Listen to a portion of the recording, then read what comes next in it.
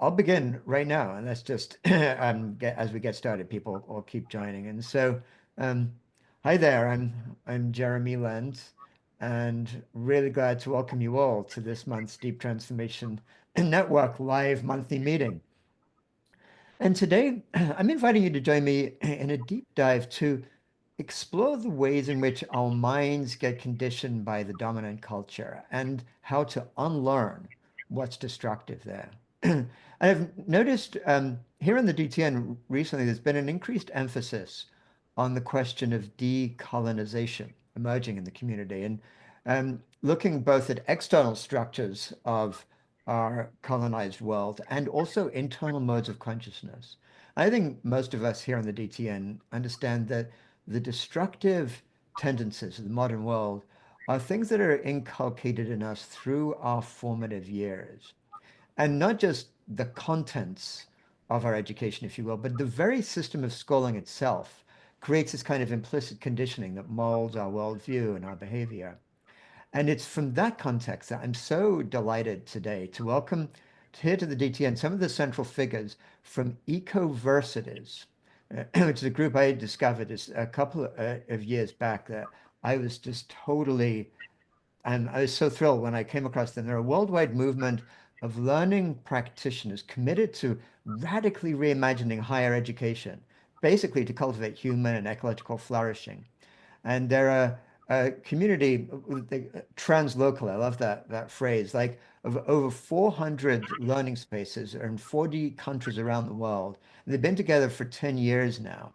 Um, and beyond their commitment to like deep transformation that we all share here in the DTN, something I've really been amazed about in Ecoversities is their diversity of forms. And we'll be talking about that today. Like it ranges from like some formal university communities of practice, things like that, to farm versities and a free home university for refugees, artists, activists, and a jail university, which we'll touch on too.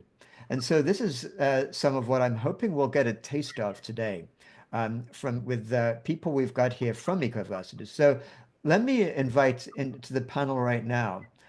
We have four people from Ecoversities, four leading lights. Manish Jain, hey there, Manish, who's a co-founder of not just Ecoversities, but also the groundbreaking Swaraj University in Rajasthan, which I hope to talk with you about, Manish. Also, Victoria Haro, who's joining us from Mexico City, where she's the academic director of the Universidad del Medio Ambiente, if pardon my accent, a community of practice that we'll find out about from there. And Chevanni Davids, who is from Johannesburg, is actually in Sao Paulo right now. Hey there, Chevanni. And he's going to talk to us about reimagined learning community in South Africa that he's been initiating. And has Alessandra Pomarico been able to join us yet, or are we waiting for her? Um, well, if she isn't here right now, she is planning to join. She's actually going to be joining us from Italy, and she curates different programs for artists, organic farmers, activists at the Free Home University in Italy. She's having a family event today, and so she's going to try to sort of pop in for a little bit, but we'll just kind of play that by ear. Well, welcome to you all. It's really great having you here today. And maybe let me just kind of begin turning to you, Manish. Manish and I'm glad to call you a friend for a few years now. And as I said, Manish is one of the co-founders of Ecoversities. And I want to talk with you about that. But first, actually, Manish, I'd like to kind of just kick off by noticing when I was looking at some of your background, I began to see that you and I together actually share something in our past, which in some circles people might be very proud to talk about and sort of emblazon right there.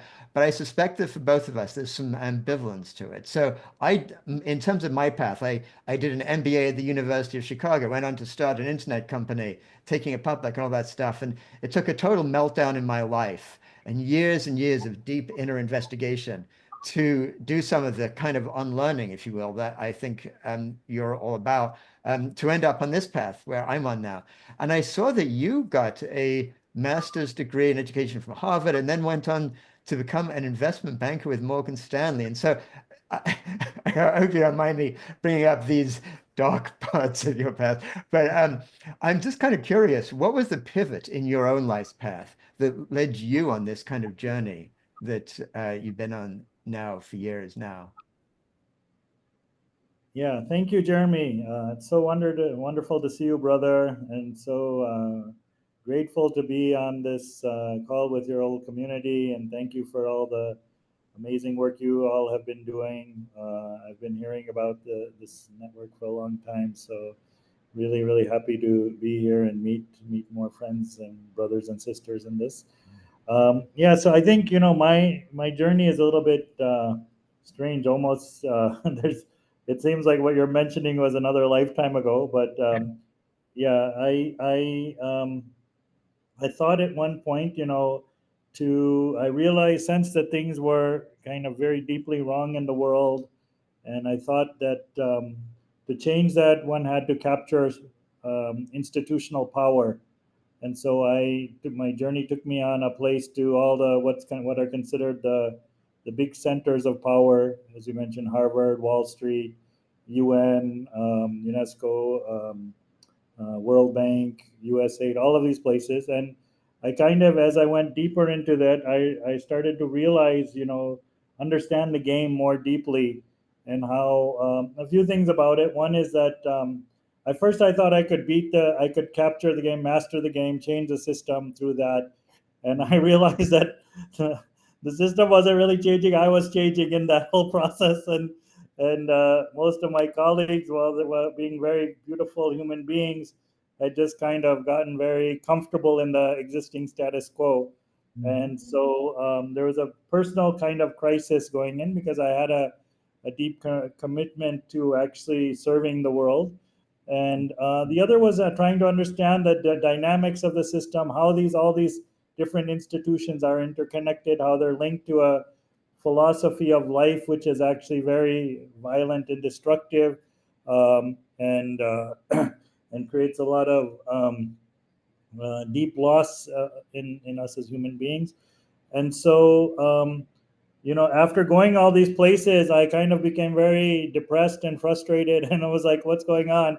And then this whole belief in, oh, these experts are there; they can change the world. If we listen to the experts, and only if we implemented what they're saying, then everything would be okay.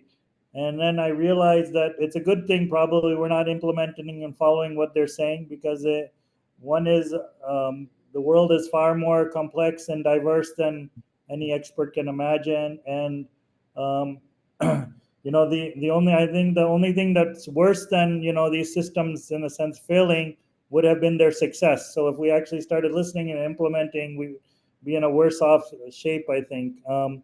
And there's no I didn't feel there was much skin in the game of the experts. They make a lot of recommendations, but what does it mean to actually understand a context and roll up your sleeves and work with people and struggle and deal with all the conflict? And there's a lot of joy in that also, but there's a lot of shit also one has to deal with. And so how to actually do the things in the world rather than just write beautiful papers and books about it, but how do we actually implement it? So I think that was my turning point, was this driving question towards that. Yeah, yeah, I love that, Manish, and turned you towards education, right? And it's, in fact, something I saw you write, which I really resonated with, is the modern factory schooling education system is one of the greatest crimes against humanity, which I just love because I sense this is where the driving force behind Ecoversities. And there's this amazing quote I came across. I'm sure you know it well, from this German Prussian philosopher Fichte back in the 18th century, who basically founded the modern schooling system. And he said education should aim at destroying free will so that after pupils are thus schooled, they'll be incapable through the rest of their lives of thinking other than what their schoolmasters would have wished. So I love this whole notion. And maybe you could talk to us a little bit about what unlearning means and how that led you to basically create Swaraj University, and then not long after that, helped to co-found Ecoversities. Yeah, so I think that quote you mentioned. The first step I took after that is that my wife and I decided we wouldn't send our daughter to school. So we have a 23-year-old now. She's never looked at a textbook or an exam or sat in a classroom in her life. She's been experiencing the world and all kinds of diverse people and things in the world. So that was the first step we took, and then we wanted to build a community for more and more people to actually have this choice. One of the big critiques against a lot of the alternative things is that, oh, this is only for elite people, people who can't afford. So a lot of our work has been to build models uh, across the Ecoversities Alliance and across India, where people from all kinds of class and racial backgrounds can actually um, access different kinds of opportunities and remember things that they have lost. So for me, I think the first thing actually when I resigned from UNESCO after all this deep crisis was to move back to India. And I went to my illiterate village grandmother. And I think the first unlearning for me was I thought she was an illiterate village woman and I was the modern Harvard educated guy. And I started to unlearn that maybe people on the grassroots are not as stupid and ignorant as the UN and modern development has framed them to be. But there's a tremendous amount of indigenous knowledge, talent, creativities, relationships on the ground, which modern systems don't have any idea to deal with. Or if they do have an idea, they've been designed to destroy those and replace them with institutional, controls in a sense. So I think that part of the journey has been really to unlearn a lot of the ways I was taught by the system to look at my own communities, my own uh, ecosystems, the possibilities that I see there, and even where to look for answers. So I was told, oh, you have to keep looking for answers in McKinsey, or you have to go to all these places. But maybe our grandmothers, or maybe our rivers have the answer, or our ancestors have different answers. So that's been a big part of the journey. And maybe the tools we use are not just run through Excel and PowerPoint and Zoom, but there's a whole range of other tools that exist in the world that might help us figure out our way out of the mess. Yeah, yeah. Thanks. That's great. And so, so as I understand it, so you were there basically about something like 15 years ago or so, starting creating Swaraj University, like a free university there in Rajasthan. And if I can turn to you, Victoria, my sense is it was right around the same kind of time that you were. It sounds like you had your own path of going from like mainstream engaging in sort of working within the system to realizing something needed to be changed more fundamentally. And as I understand it, you helped to create the Universidad del Medio Ambiente in Mexico City. And that's sort of attached, if I'm sensing it right, kind of was more like a formal university, but really looking at doing some of this unlearning and radically shifting. So perhaps you can tell us a little bit about your own path and how that led to UMA being formed and what it's about.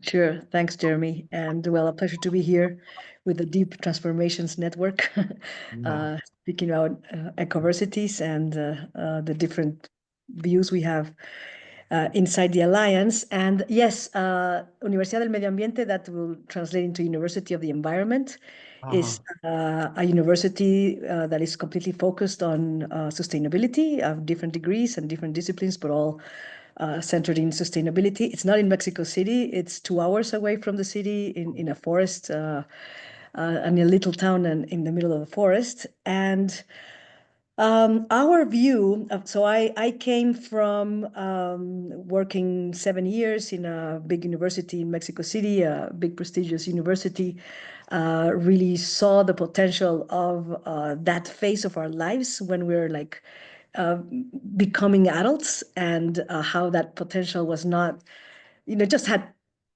so much more to do about it. And some of us think that all universities eventually should become environmental, so that right now calling a university Ecoversity or environmental is just a transition, hopefully. and that in the future that would be unnecessary because it doesn't seem to have any sense that any sort of education would be separated from social environmental perspectives. But right now there are very few in the world that are actually completely concentrated, focused on that.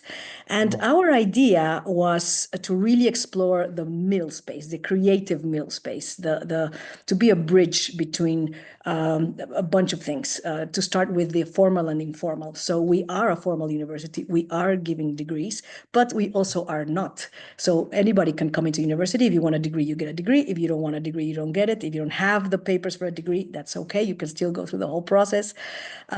We have a very, I would say, very interesting experiment around how to mix different cultures, environments, social structures, economical levels. So there's also a big range of sponsorships, and there's tuition, and there's also ways of working instead of paying tuition.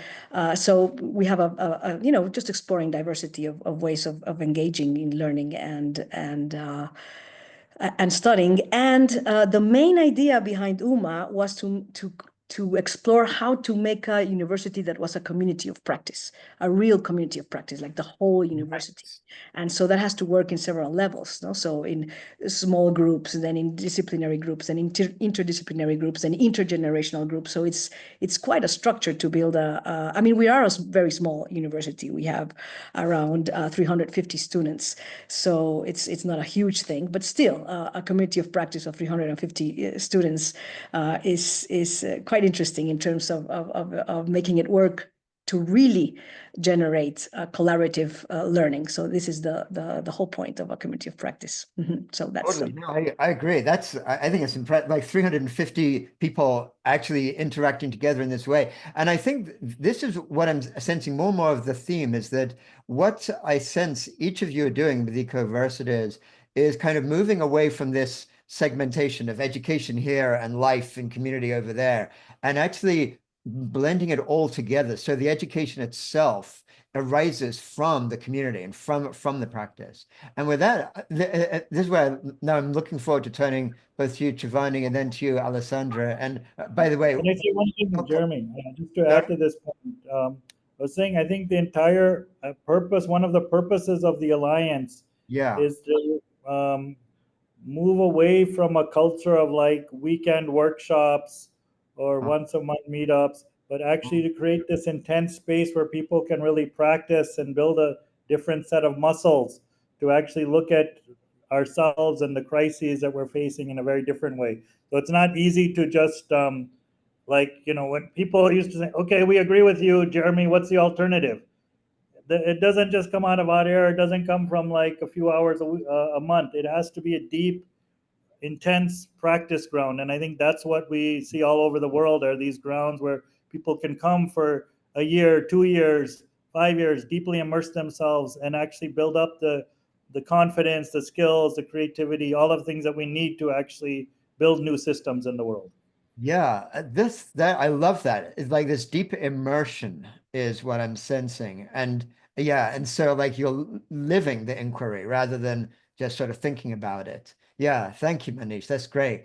And so but maybe let's turn to you, Chevanni, now, if we can, because it sounds like what you've been doing in Johannesburg has been quite literally like Chevanni's founder of the Reimagined learning community. And they're in Johannesburg. You want to tell us about that because it seems like this is almost the whole foundation of what you're doing there in Johannesburg, what we're talking about.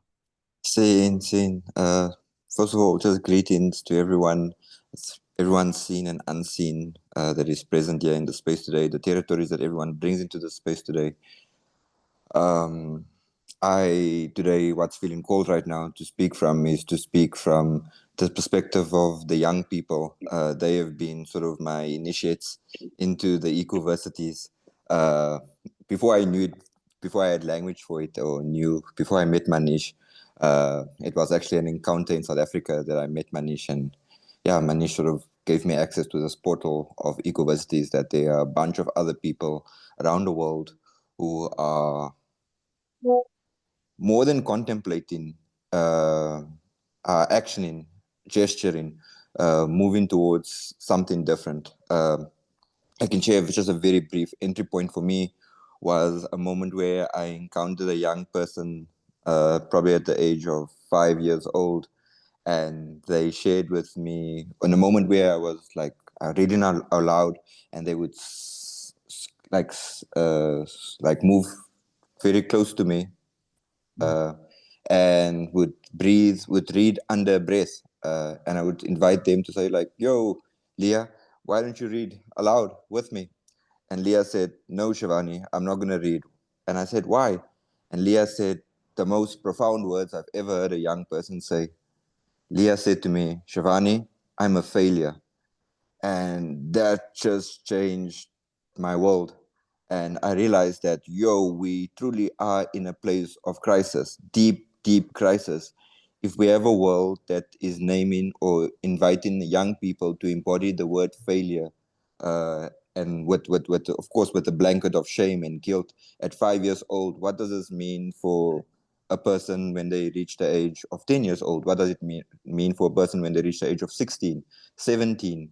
25, 77 years old, if we've begun so young to normalize a culture where this word, this embodiment, more than a word, this embodiment of shame and guilt with regard to your ability to comprehend a system that is far from Africa, a Western system.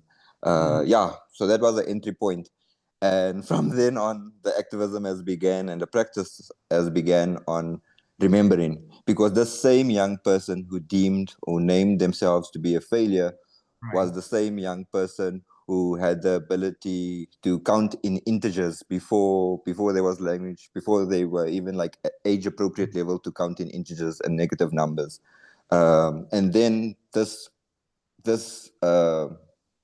prophecy, me and Manish like to speak about this idea of the prophecy of education, the prophecy of education of remembering, a prophecy of education of context, a prophecy of education that people like Paulo Freire speaks about, began to be enlivened. And through this entry point of a young person, we've developed a whole community of practice, of healers, of grandmothers, of farmers, of traditional healers, of teenagers, of 3-year-olds and 5-year-olds who come together to learn differently and at the same time gesture towards something new old, new ancient. So I want to bring in the contradiction of also how we look at that which we are moving towards, that what we're moving towards is not really that new. It has been in existence for many more years than what our Western education has been in existence for.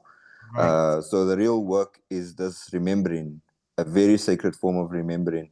And by virtue of the young people in our communities, young people from migrant communities, young people from the south of the south, as I like to call it, as really, it's a whole different world compared to how the Western mind views education and success.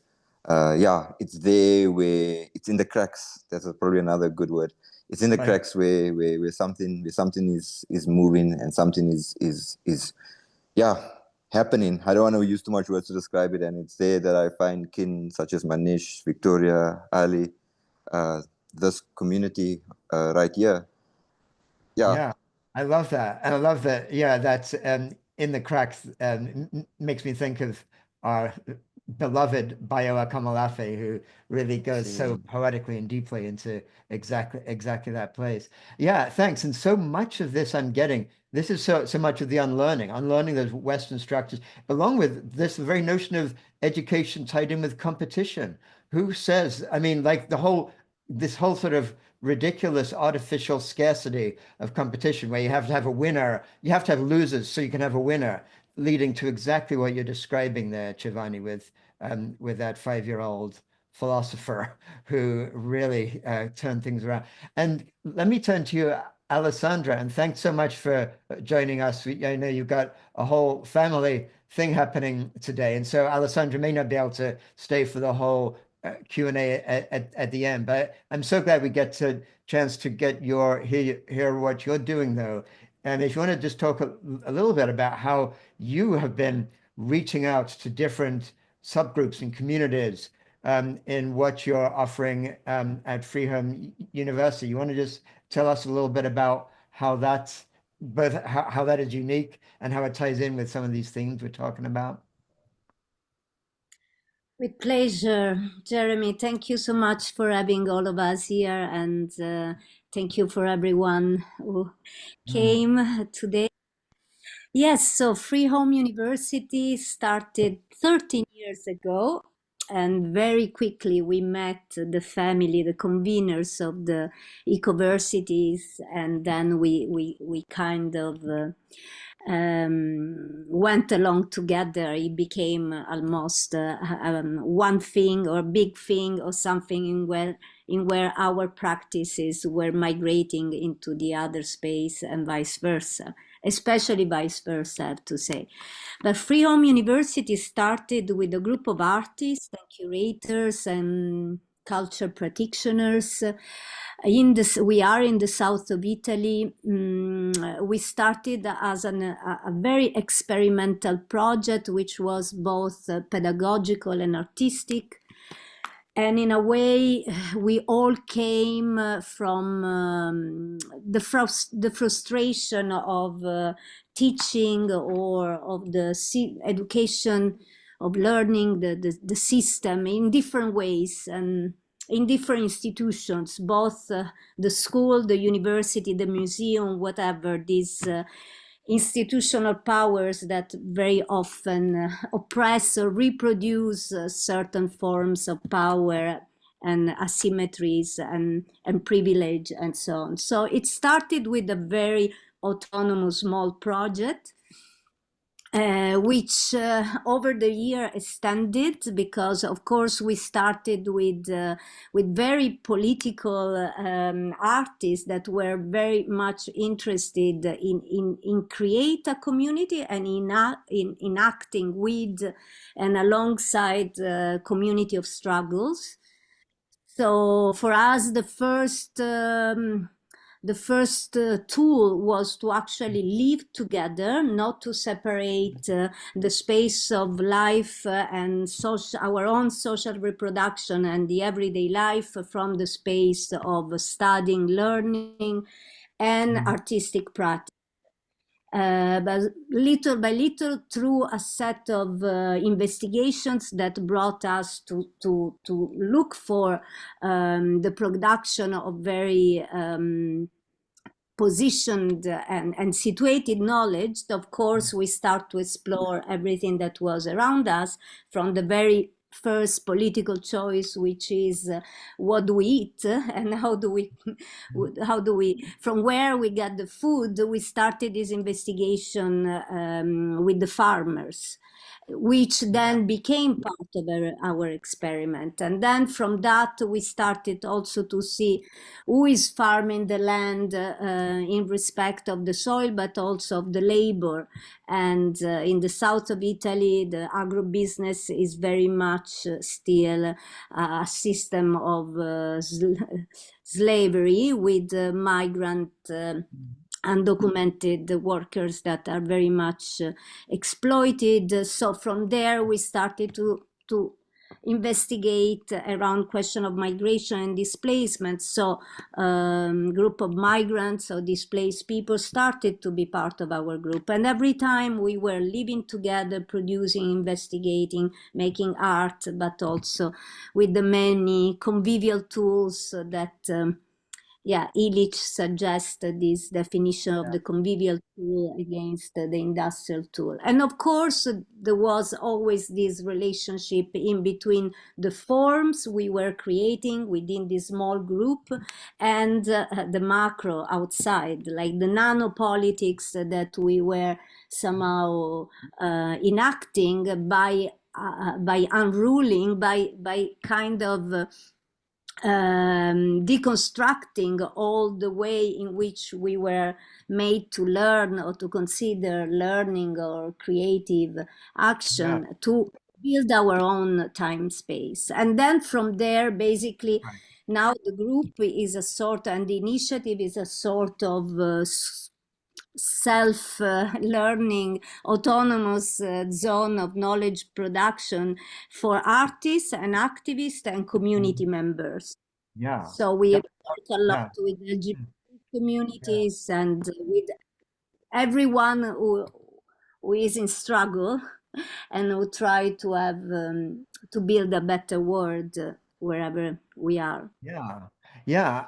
Thank you, Alessandra. And you know, something that I'm picking up is this sense, and it's this kind of word translocal that you use on the Ecoversities website to describe you, which is different from just sort of global or whatever. But every one of you has built a really deep community of learning. And like well, you were saying, Manish, this is like it's more than just going to a class here or there. It's actually living into this unlearning and what that means. And at the same time, you're Ecoversities, right? You're a global community of these different centers. So one thing I'd like to ask you, either Manish or whoever wants to like reflect on this, how has being part of Ecoversities as a alliance, how has that affected your ability and your ways in which you have actually pursued your own community learning in all the different places you're in? So I'm curious about how the sort of the network as a whole has an impact on the specific things you're doing, but each of you is doing something unique at the same time. You guys want to go, or Victoria? That's a good one for you. Well, I think Ecoversities is a community of practice in itself. So we get together to share and learn from each other's ways of unlearning and learning. For me, it has widened the range of diversity. And so that has indeed brought new seeds of new things that we have actually explored. So UMA is centered in action research. This is our thing. Our community of practice is centered in action research. So we're all about experiments and doing, learning by doing through experiments in a little bit of a more formal way through action research, which puts a little bit of structure into the learning by doing. And so we've actually done that through the what particularly I've learned in Ecoversities. I bring that and do action research with it. Okay, so now we're going to experiment with this, and we're going to find out how it works, etc. So that's been a lot of fun. It's also been challenging. It is challenging. I know we all here value diversity tremendously, but Yeah. I guess because of that, we also know that diversity is sounds a little bit more romantic than it really is, because diversity means difference. It means being with people that think very differently. And actually, in my experience, most of the people that say that they value diversity don't really, because when they are exposed to points of view that are really different from theirs, they're like, no, no, no, I completely disagree with that. So I think many of us in Ecoversities, most of us that have survived after all these years, we are all very committed to this experiment of diversity and to deep listening and to really find out from a very different point of view, including points of view with which we don't agree. And Yeah. with that, I would just like to say that it also has to do with, for example, one idea that I've gotten very strongly from Ecoversities is that just with similar to what I just said with diversity happens with decolonization. So decolonization, we all really like it, and it sounds fantastic, but it's really difficult. And what really actually happens in many spaces is that we are recolonizing with the decolonization idea. So the Yeah. decolonization idea become the new ideas that we want to colonize with. So I think that this, the question of how not to do that is quite strong in Ecoversities, and I've really loved to discuss that in even with passion and conflict. Yeah. Yeah, no, I love this. And in fact, one of the things I wanted to ask is some of the challenges you're facing. And so I'm picking up at least two right here is actually having that diversity and actually living into it. And then this whole notion of recolonizing in the process of what we think is decolonizing these old ideas. And Chevanni, I saw you nodding quite vehemently when Victoria was Same, saying that. Do you want to add anything more to that? same, Yeah. same. Thank you very much. I think just on the earlier question around what does it mean to be, what does it feel like?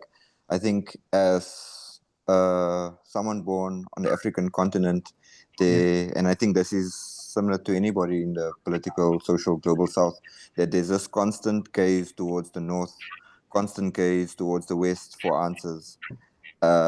And I see how many organizations, collectives feed off that idea and just easily can export ideas into South Africa, into Africa, without real no sensitivity. And I think what makes the what is different for me in my engagement with the Ecoversities is that it's moving from this idea of looking up to move it to looking down, and not looking down as in this Western mind as anything inferior, more looking down towards the roots, more looking down towards the soil, more looking down towards the complexity. Am I still audible? This makes so much sense. I really like that. I'm And not sure. Am I audible? yeah, we were hearing you, Giovanni, just fine. Um, Oh, and perfect. um, and yeah, and so I'm looking at the time, even though I'd love to explore some more of these themes with you all right now, I don't want to hog all the time, all the space we have. And so what I'm going to do now is to have us move into breakout groups, um, and let's maybe spend uh, up to 12 minutes in breakout groups, and then we'll be coming back to the big room. And Alessandra, I'm not sure if you'll be able to stay there for us or not, but if and then everyone will get a chance to share your own questions with the panelists. But for right now, I'd like to suggest as we go into our breakout rooms together, for you to ask yourself, like, taking the themes you've been picking up from this conversation and applying it to your own life and your own community, to ask from that basis, what are you unlearning in your own life? And how can we basically reimagine education for deep transformation? And we've got some of the themes picked up already in this, but I'd love for you to explore this together. And then once we get back into the main room, in addition to asking questions, feel free to share any insights that arose from the discussions. And so let's go into these breakout rooms right now, and let's reconnect in 12 minutes for a well, if that was, if you are fortunate enough to have had the experience that I Say did, hi.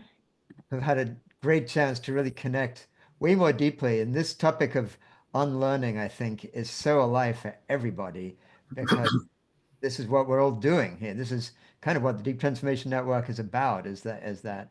And so now is your opportunity to really connect directly with Manish and Victoria and Giovanni.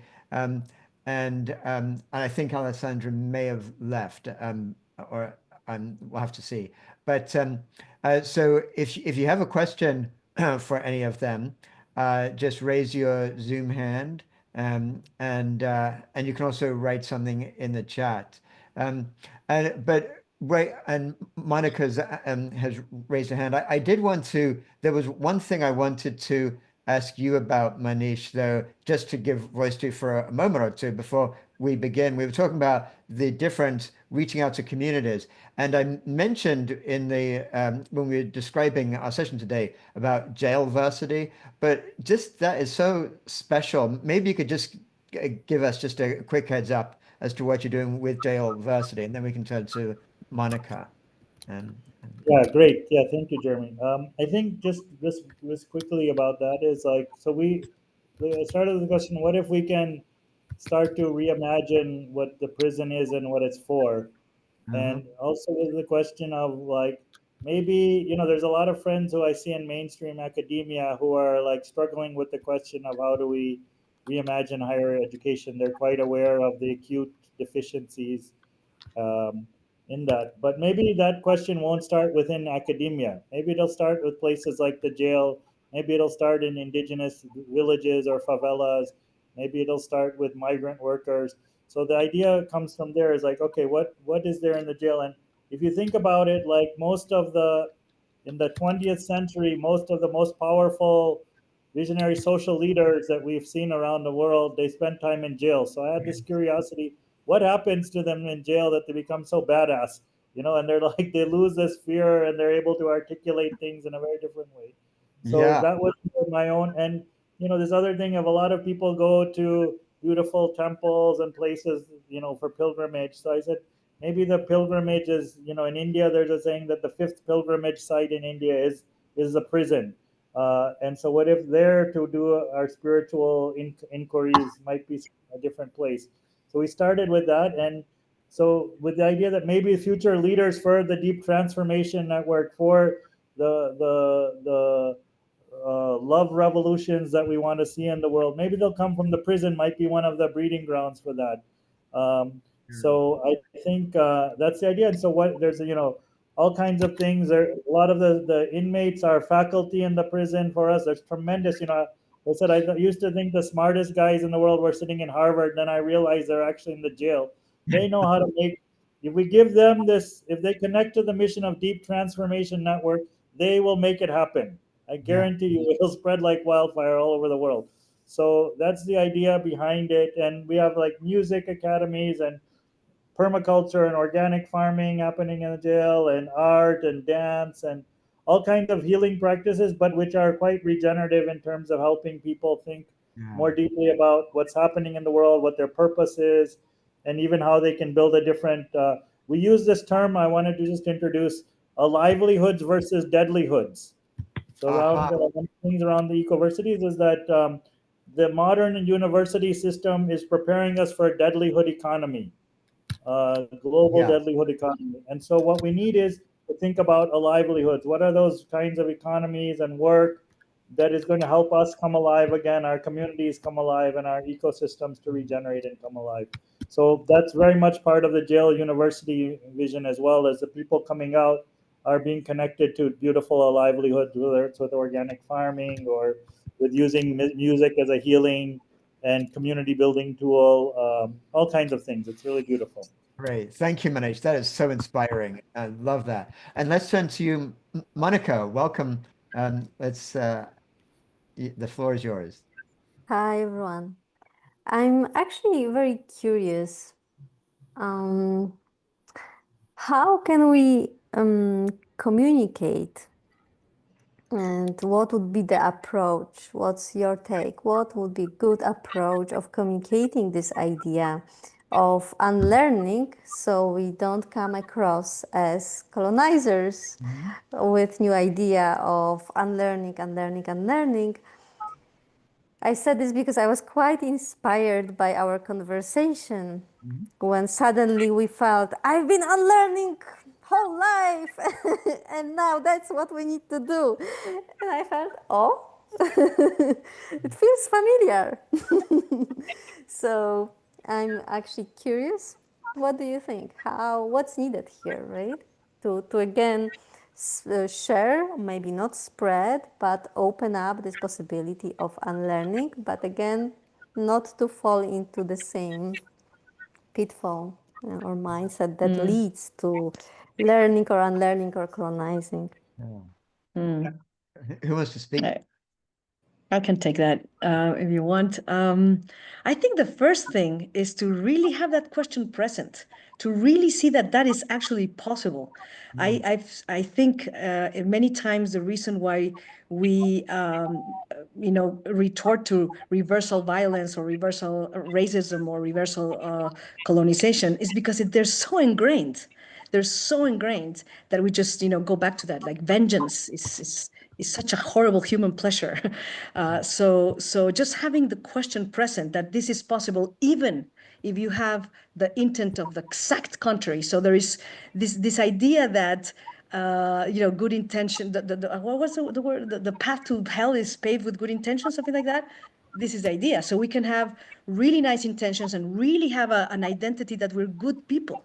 But that is so not enough, because it is such a barrier to think of oneself as a good person and then not challenging the way we're doing things. So just having the question present for me is the most important thing. So this is possible. I can fall into this. Actually, it's probably that I will, because I'm coming from that type of structures and I'm angry. So now I want to get back, kind of reasoning. And apart from having the question present, I think it's the basic things. Am I imposing my views? Am I not listening? Have I stopped learning from people that are saying exactly my opposite? Am I reading them? Am I looking them up? Am I taking them seriously? Am I listening their podcasts even if my stomach is turning around? Am I understanding?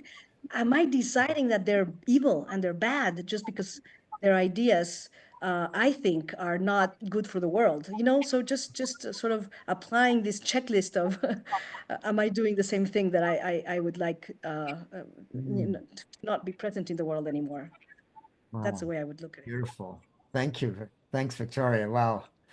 That's a challenge to us all, isn't it? I love that. Thanks. And Carmen, lovely to see you. Welcome. It's been a while since we saw your wonderful presence here in our community. Good to have you back, Carmen. Thank you so much.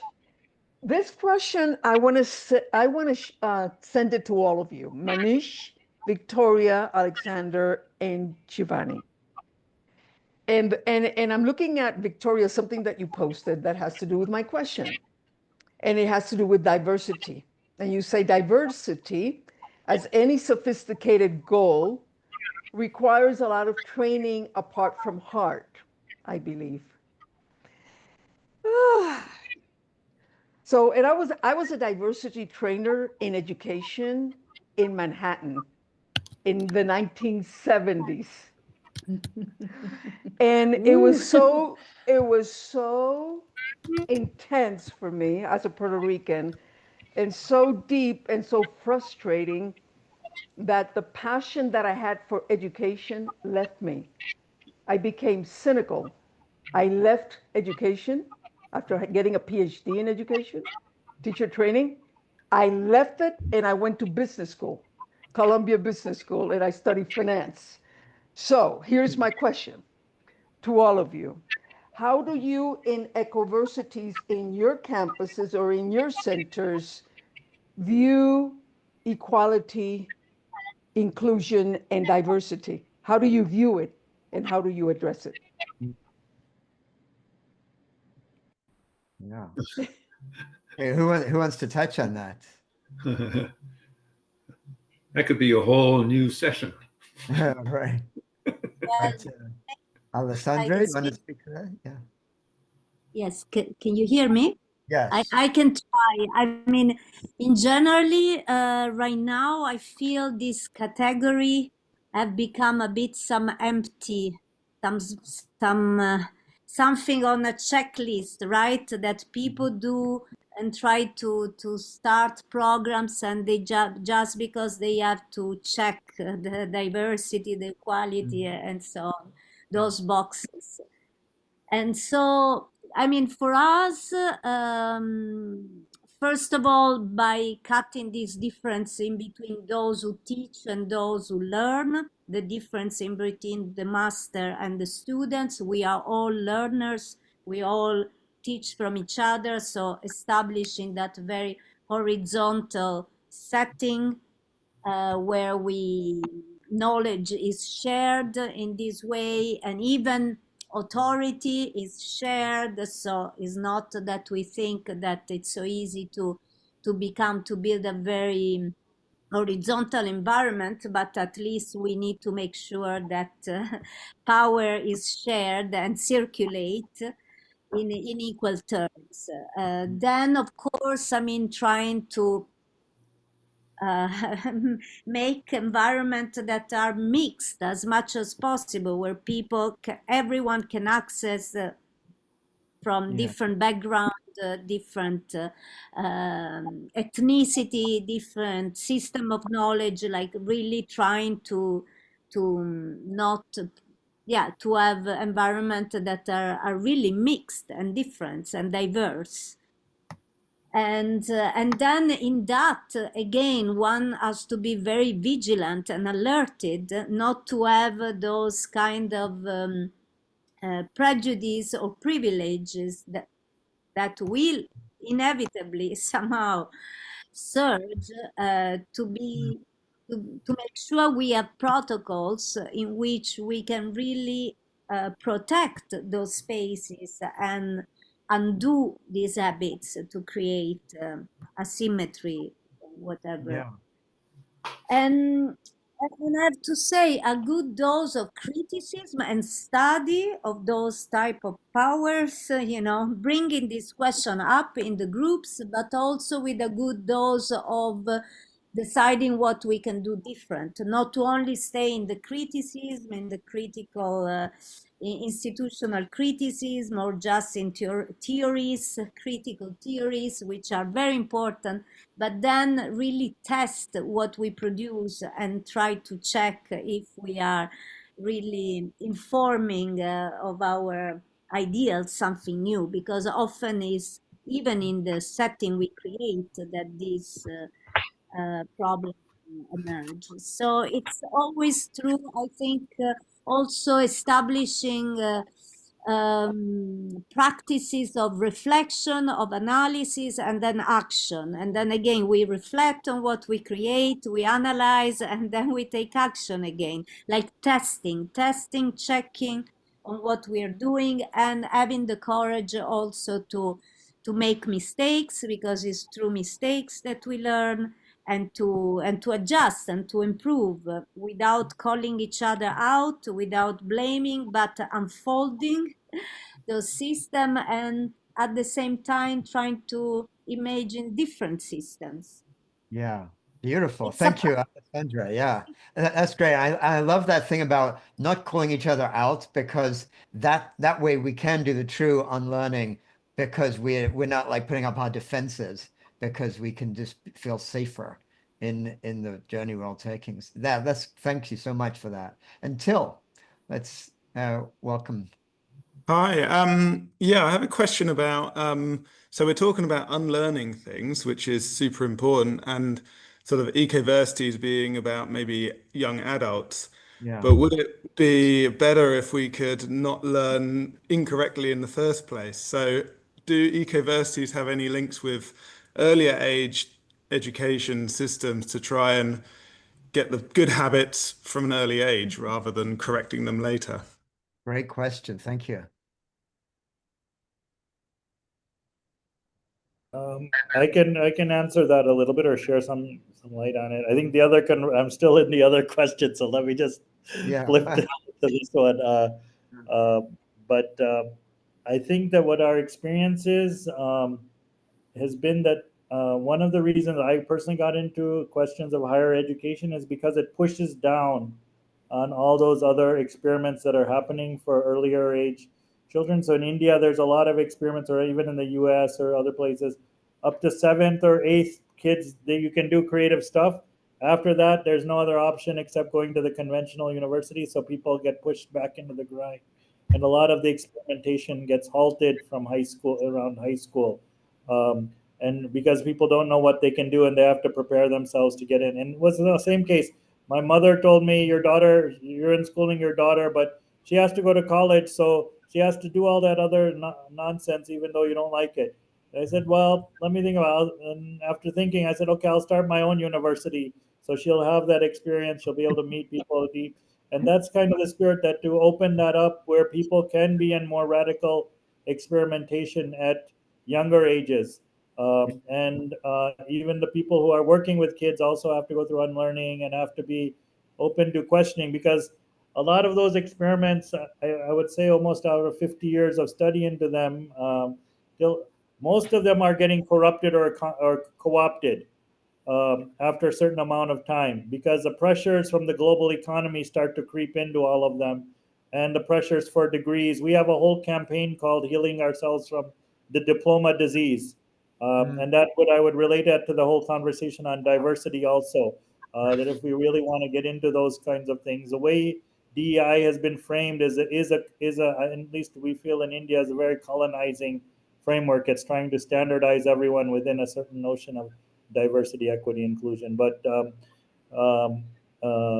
anyway, so I think that yes, there are a lot of our members who are working with younger age kids as well. But one, as Victoria and I think Alessandra and Chevanni also, we're really looking at intergenerational spaces, and communities. That's the core of it, because this fragmentation of different age groups, this is a modern invention. It never existed. People were living intergenerationally, and somebody wants to ask me what are some of the criteria for wisdom to reemerge. And I said, without intergenerational learning, there's no possibility for wisdom to reemerge in society again.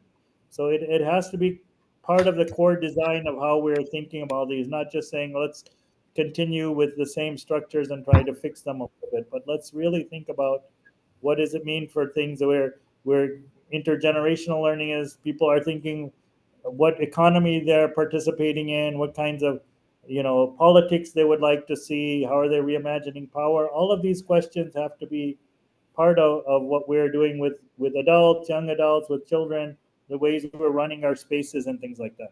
Yeah, that's great. Thank you, Manish. So that's another thing, another of these false separations breaking down, the separation between academia and the real world or whatever, and then the separation between generations and between ages, totally made up by modernism. And thank you. So Susan, you want to ask your question, or Okay. Oh, I'm on. you're on? Good. Hello. Oh my gosh, this is wonderful. I love hearing about what all you guys are doing. So, and it's so rich. You've said a lot already, sort of about the ethical and foundational sort of structures of what you're creating, what you're continuing to actively create and evolve into. So I just wondered, like, so beyond those sort of, structural things and sort of the ethical foundations of that, how do you each determine specific curriculum? How do you arrive at curriculum, with or without degrees? How do you determine that content or what you really most want to provide for the students coming into these ecoversities? That's Yeah. That's Yeah, what thank I'm you. about. Excellent question, Susan. Who wants to speak to that? Chevanni, you want to speak to how you help I don't know, is there a curriculum, or do the people See, their own, or? let me take it. I think it's going to be different for everyone, as all of us have different tensions that move us.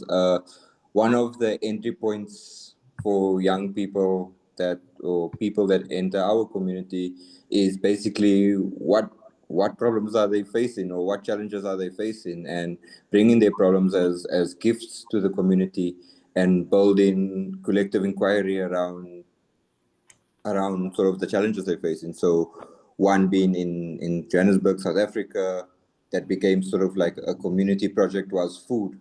The fact that the research in food became intense, that we realized, first of all, the monocropping, and then looking at how that affects the psychology, and then access to foods. Where are these foods accessible? Where is like good, diverse foods accessible, non-monoculture foods accessible? And that in that inquiry, that problem became a whole curriculum. So I would think that every ecoversity, every context has its own unique curriculum that is contextual to the challenges, contextual to the dreams, contextual to what's alive at that moment in time. Yeah, and also the curriculum also is wild, extremely wild, where it can, change, move, dance. Yeah, I Yeah, think. yeah, thanks. And it sounds like curriculum itself is one of those things that, again, was forced on us, as if, some external authority tells us you have to cover this, this, this, and this. just like testing, etc. So maybe another thing we can unlearn. And I'm looking at the time, and so at this point, let me just ask Kevin and Mimu and Betty, if you could just share your question or so, just keep it to 30 seconds or a minute or whatever. We can have all of you bring your questions into the space. And I wanted to add one from Michael Lewis that was in the chat. And then we'll maybe turn to you all for just a closing, responding to these questions as makes sense to you and as we move towards our close. So over to you, Kevin. You want to say what was in your mind? You have to get you unmuted first, though. There you go. I'm old enough to have seen a lot of alternative colleges spring up around the United States and the world, in the last half century. And many good schools, Evergreen College, Warren Wilson, Antioch, some of them are older, some are newer, Schumacher College in England, these places. And I'm a big believer in the goals of alternative colleges and education and the reform of education that's so badly needed. And yet, on a large scale, I don't see it happening. So I guess my question is, how do you take what you have now and scale it up? Because ultimately, I would think at least part of your goal is societal change. And I don't see that happening on a large scale. Yeah, thank you. Really great question. Thanks. And Mimu and Betty? Yes, my question is, I am interested in your endeavors, not as educational institution, but community effort. And I'm wondering is there any way we can actually create a community in my town or in your town? And you guys? People. A community of... Oh, in a town, within a city limit, rather than an educational institution. Okay, great. Thank you, Mimu. Thanks. And Betty? This has been such a rich conversation. And I like to get down to the roots. And I'll start off by saying the root of the word university is universe. Mm-hmm. And the importance of expanding the context of all we're talking about here as seeing that the universe and bringing it to Earth, etc., must be the frame, the context from which all of this is coming. And I think it's reflected in a lot of indigenous wisdom, which is saying the same thing. I'm coming out of the tradition of Jeremy Lent knows, Thomas Berry and anyway, the idea of that context being made explicit and our place in the universe and the Earth community. Yeah. Got you, Betty. Thank you. And I'll just add to that this question that Michael Lewis had. It's very related. How do you see education priorities in the context of collapse? How important is localization by a regional adaptation in this context? So lots of different questions coming your ways, and we're run out of time basically. So let me just turn to each of you. If you want to just touch on whatever there was in that last set of questions that you feel you can attune with and respond to and close for us. Victoria, you want to... Oh yeah, Sandra, please. Yeah. Yes, very quickly. I mean, universal, the root of universally in university, it's something we contest a bit, because we contest the idea that there is a universal, there is a pluriversal, there is a multiversal. So we try to avoid, and this is one of the problem of modernity and one of the problem of coloniality, that we think there is a mono ways to look at things, to feel.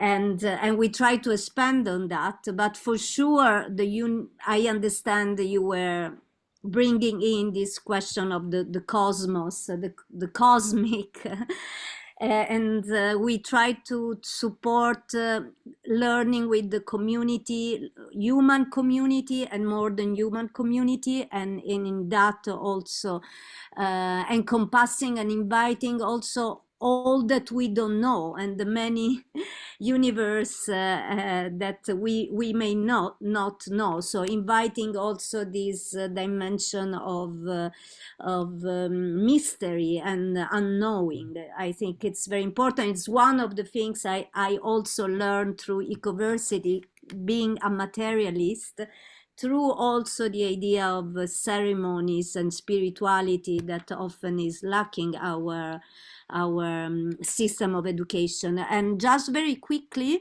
on the question of community, because I agree sometimes we speak a lot about community, but what are these community and how do we start one? How do we cultivate this idea of belonging without then becoming too enclosed or identitarian and so on, and cultivating an idea of creating a community. I mean, within this Ecoversities community exists. It has been cultivated through the pedagogy of encounter. As we say, we became a community of learners. We like to call each other in this way. It's very important to meet physically or to create space for encounters. And then from there, little by little, asking each other, what do you need and what do you want to work on, and how we who are we, which often we don't ask. We often think we are all going towards the same horizon, but in many collective this is not always the case. So leaving space for also understanding how we join a community and why, and with whom and for whom, then things converge. Then I think we have enough curiosity and we believe that this is something we need to do to be better in this world. It's okay. Sorry, I don't want. Thank you, Alessandra. Yeah, these I love that. I feel like where the questions will come, and really you're leaving us with the questions that we really get to live into, which I appreciate so much. And Victoria and Chevanni, and then Manish, let me just give you a chance to say a few closing words. We're a little bit over time, but Right. Yeah. Well, just for a little example of diversity. So there's this other view of university too. So what Alessandra says is very valuable, but I also see value in the idea of the unity in diversity, which is something also behind community. For a community, you need to have something in common. So how can you build a community in diversity? Is next to university, the idea of university too. So there's this other perspective, this other meaning, because as somebody wrote, diversity exists. We don't have to invent it. It's already there. The point is, how do we create spaces where we can weave this diversity in a functional way? And maybe coming from a ecologist, this has to do with ecosystemic thinking. So how can we have diversity just as in an ecosystem, but not just standing there just because, oh, you're different, oh, great, I recognize you. No. How can we have functional relationships that make a diverse system work as a healthy ecosystem? And that is this other way of seeing university, the unity, the possible functional ecosystemic unity in diversity. Beautiful. God, I love that so much. That whole notion of integration, unity with diversity is so important. And Chevanni, you want to say any maybe just to touch on the upscaling conversation, and I wanted to invite sort of an incoherence. I wanted to invite contradiction. That yes, there is this notion that collectively, or I speak for myself, that we want to influence and create more spaces and ecological sites of these translocal spaces. At the same time, I'm also very sensitive to how this word upscaling has been used for coloniality endeavors, and sort of this movement that says we want more, or we want to share or extend. And I think more than upscaling, it's more about how do we surface that which is already there, as a lot of what was shared in today's conversation is not new information. It's ancient information. It's sacred information, and that has existed longer than any of our lifetimes on Earth. So yeah, playing with the idea of what does upscaling mean when the work is remembering.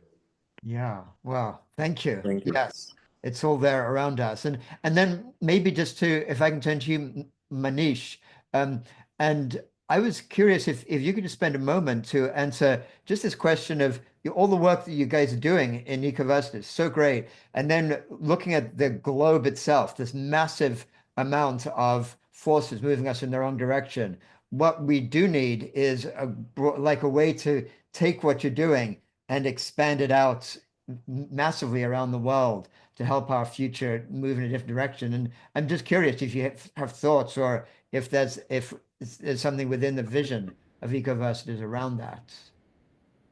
So I think definitely it's within the vision. It's a concern for everyone who is part of it. I think the question of trying to find, I think there's a deep awareness of the violence of monoculture that has taken place in the last 100 years, and with all kinds of names of standardization, scaling, replication. Even in India, this unity and diversity is, when I hear it, it sends shivers up my back, because I know how it's been manipulated and used by governments here. So I think we need to be aware of that. And what the invitation, I think, is first start with humility. The second invitation is that, and I think that's why we are together 10 years. Many of us have been together, radically different perspectives about things. Victoria has a degree. I believe that degree is part of the sickness, and I would never want anyone to have a degree. I think it's the worst crime, but I still love Victoria, and I still love working with her about things. So I think there's a space we're trying to, there's a term, intercultural dialogue. From what I've seen of movements all over the world, most of them, the people who use the word global movements are generally Americans.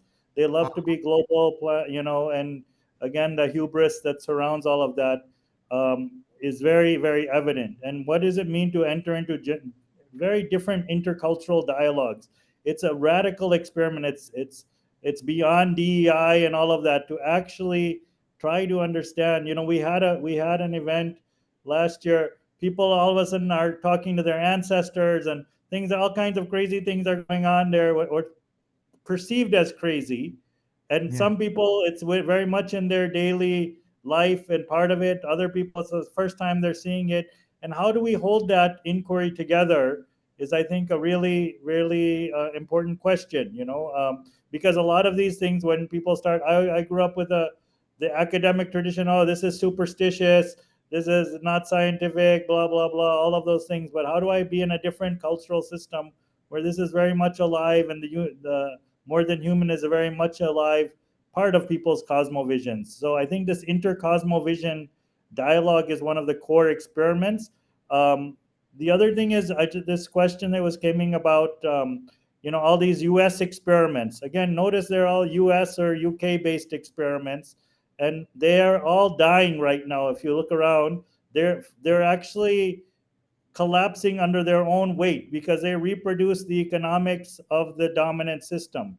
They did not try to explore a different economics, and they couldn't sustain it. I know those experiences. Many of them are friends, and I've been observing them for the last 30, 40 years. So we need to look at that. And maybe the imagination is because those look more or less like conventional universities. They're not. When I say grandmother's university, what does it invoke? What does a jail university invoke? What does a traveler's university invoke? What does a favela university invoke? What is a river university? Part of what we're inviting us is everyone into a different imagination. And those models, they had a role. I was inspired at one point of mine of a lot of those models that were named, but they don't work for the majority of the world. They'll never be accessible. They'll never be. They're not open enough to hold intercultural cosmovision conversations. They're not open enough to really invite the intelligence of ancestors, or the more than human, or the body, or the heart into those spaces. So I think we need to really first of all, look at where a crisis of our imagination is right now. And what we're trying to do in Ecoversities is open up that. There are millions of Ecoversities already happening. Right? When I was just in the Amazon, people were like, "Oh, we want to start an indigenous university." I'm like, "Hey guys, you had one 14,000 years ago. You started that's how the Amazon forest came up. It was one of the most richest scientific action research, experiential learning spaces that have ever existed on the planet, and the beautiful Amazon forest came out of this experiment, right? And this learning process. So a lot of it is to remember our grandmothers are all there. Many of them don't have degrees, never went to school, millions and millions.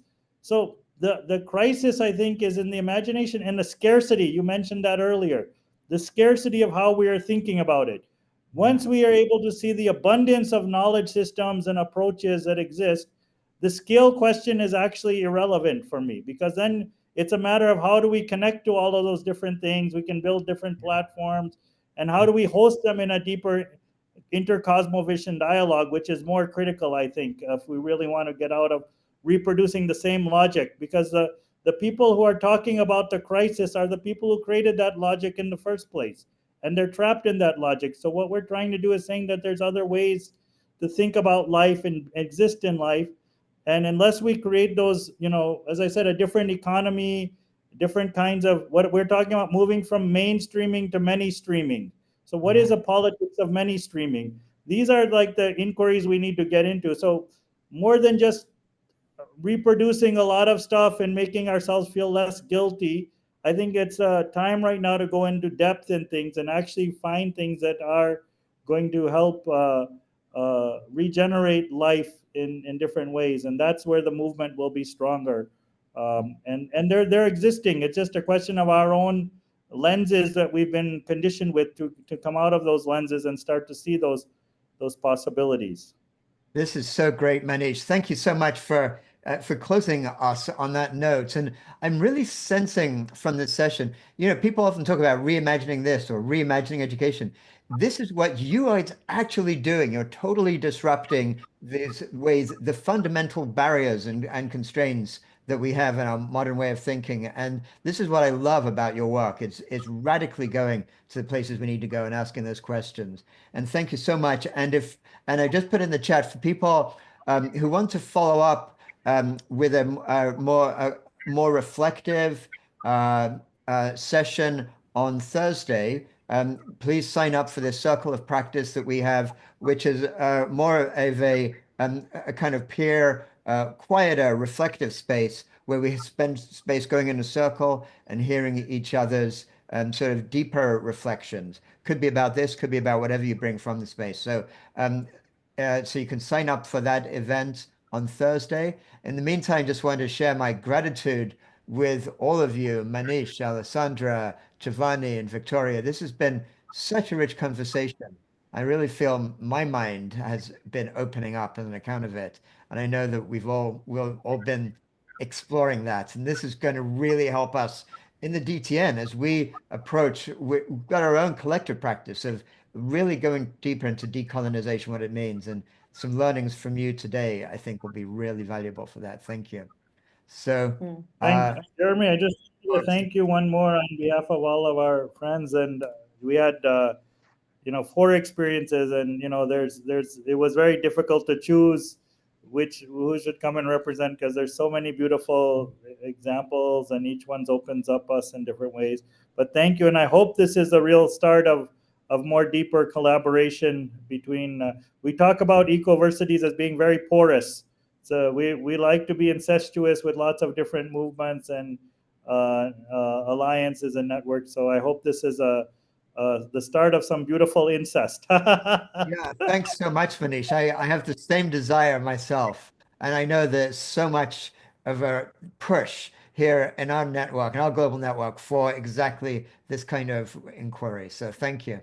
Okay, well, great to see you all. Really appreciate you joining us from all around the world here today. And thank you. Thank you. Thank you. Thank you. Thank you very much. Bye. Good to see you, Victoria.